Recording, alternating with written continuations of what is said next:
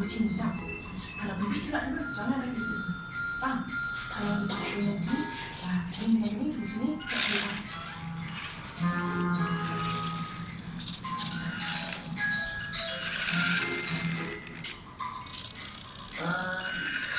Ini nama apa ni?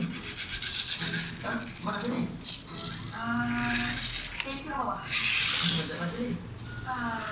Dorang bibik. Bibik? Mana nak? Dia ada kawasan tu bibik. Mana? Bibik ni. Tapi kenapa cantik sangat? Ni ke bibik?